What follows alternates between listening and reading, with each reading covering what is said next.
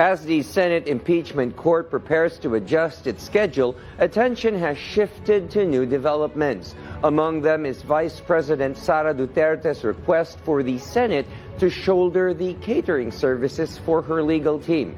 IBC News correspondent Earl Tobias tells us more. Senate President Sherwin Gatchalian said the Senate impeachment court has no available funds for the request of the Office of the Vice President to shoulder the food catering of her defense team, support staff, and witnesses during the trial. Gatchalian cited other major expenses including committee hearings and upcoming budget deliberations.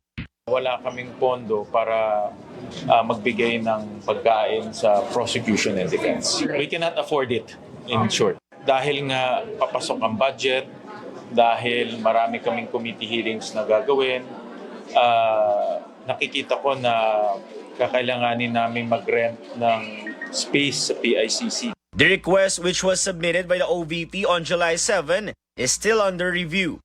Gatchalian's feedback was supported by the prosecution. Parang the OVP is basically opening up the Senate for a procurement case.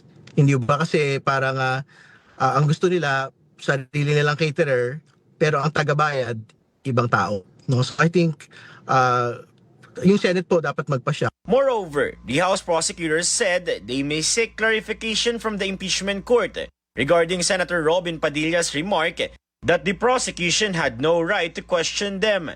They also reiterated that while the prosecution is expected to advocate its case, impartiality is a responsibility that rests with the senator judges. Magandang makapaglinaw po with the Senate Impeachment Court kung yan ho ba talaga yung patakaran ng korte, kasi medyo mabigat din po yung binanggit na wala kang karapatang magtanong. Meanwhile, prosecution spokesperson Attorney Jay Tolosa said he will scale back his media duties while participating in the trial, following a reminder from presiding officer Francis Cheese Escudero. Siguro para mas masigurado din natin na hindi magkakaroon ng problema when it's my time to be on deck, I'm gonna cut back my spokes duties.